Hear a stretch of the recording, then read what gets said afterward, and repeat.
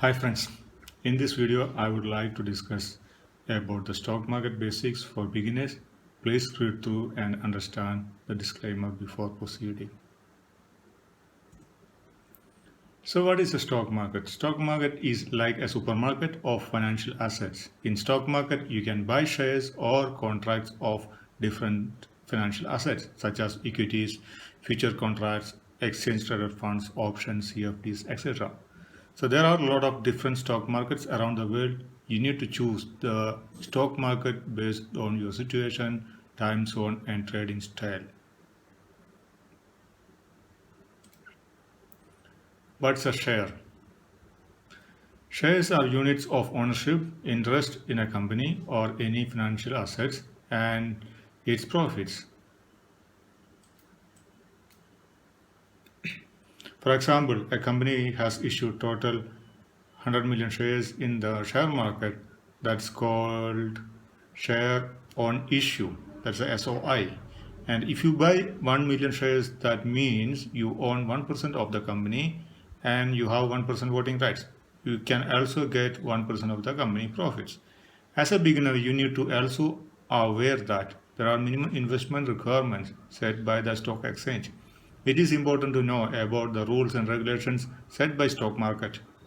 For example, Singapore, Malaysia and Hong Kong, we need to buy minimum 100 shares, that is one lot.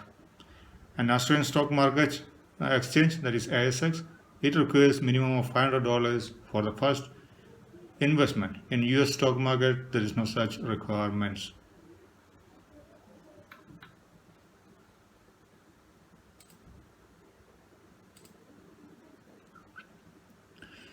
So this slide is my own personal opinion. It's about the process of starting uh, investing or trading. So first step is to decide the stock market. It is very important to choose the right stock market for you. You may consult the brokers or experienced traders and financial consultants to understand the various aspects of different stock market. Some of the important factors to be considered are the country of stock market, tax laws and implications, time zone, volatility, commissions, etc.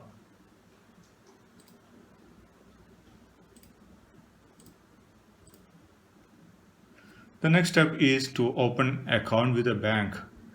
Once you have decided the stock market, you need to select a bank or broker and open a trading account with them. Next step is to familiarize with the trading platform.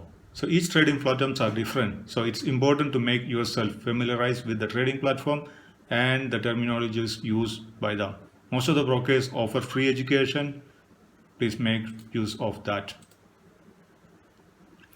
The next step is about learning about investing and trading. It can be done parallelly. And this is one of the most important steps in your trading career. I've seen many people start investing or trading without spending much time for getting to know about the share market. Investing or trading is also a profession similar to engineer or doctor. Everyone is aware that we need to spend years in college and get enough experience to become a doctor or engineer. We need to think the same way to become an investor or trader. Knowledge and experience are very important for your success as an investor or trader.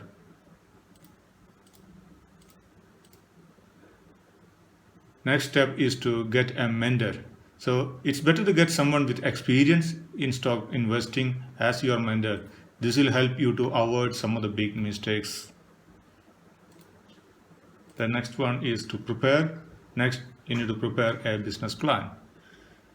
So you need to consider investing and trading as a business. Your business plan should be developed based on your financial goal, trading or investing style. That's short term or long term, and also the should also consider the amount to be invested in share market, etc. So there are few things which you need to consider when you create a business plan. Once you have business plan in place and an account in place, you are ready to practice with a trading amount demo account. So most of the brokers will give you a demo trading account for you to practice trading. It's very important to practice your techniques and strategies using the demo account. prior to starting trading with real money. Brokers may give you paper money of 100,000 to 200,000 in your demo account, but in my opinion, you reset the amount to your investment money according to the business plan. For example, if you are planning to invest $10,000, you need to practice a demo account with 10,000. Reason is the mindset, position sizing, risk, etc. will be different for $10,000 account and $100,000 account. And once you are tested and satisfied that your techniques and strategies are working, you need to fund your account with the amount as per your business plan. Do not add money after that. For example, you funded the account with $25,000 and lost 2,000. Don't add another 2,000 to make the investment to 25,000. Stick to your initial investment amount. That's very important. The next important step is to prepare a trading journal. So you must keep a trading journal for you to keep track of your investment. Some of the informations to be considered or included in the journal are date of purchase, number of shares purchased, share price, company name, the reason for investing. For example, it's a trend reversal, significant news, etc. So that needs to be kept in the journal so that you can review that journal regularly and make use of that. So next step is to review the journal, and you must review the journal regularly and make necessary changes to improve the profits and reduce the losses. And overall, this process is very good process, but see, one of the most important thing for your success is your trading mindset, and I'll be discussing that in detail in another video. So the next topic I wanted to you also to know, you need to understand before starting in order is the order types. A small mistake or lack of understanding of the order types can cost you money. The order types mentioned here are the commonly used order types. There are more order types available. I don't think you need to bother about that as a beginner. So first order type is at the market. These order types are used to buy shares immediately at the current price. It does not mean that the order is executed at the last traded price. For example, in this screen, you can see that there are 10,175 shares on bid at the price of $563 and 13,705 shares for sale at the price of $564. Bid means buy and ask means sell. So if you want to buy 20,000 shares at the market, and you will get 13,705 shares at the price of 564, and the balance will be bought at 565. The advantage of market order is that you buy or sell the required shares immediately. The disadvantage is that you cannot control the price. So I don't recommend you to use the market order. Normally I don't use it. At the price, at the limit order. So this is the order type I use most of the time to buy or sell shares. Advantage is you can fix the price, and disadvantage is there is no guarantee to get the fill for your order. So sometimes you may get the order or sometimes you may not get the fill. Stop order. The next type is stop order. It's a conditional order which can be used for buying or selling of shares. I'll be explaining that in the next couple of slides. So there are most commonly used three types of stop orders are used most commonly. That is stop loss order, stop buy order, and trailing stop order. Stop loss order is used to manage the loss. Stop buy order is mainly used to buy shares after the breakout and trailing stop order is used to take the profit based on the target.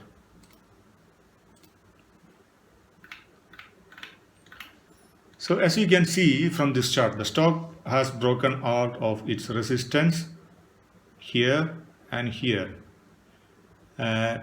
because this moving average has acted like a resistance when the stock market, the price came up here.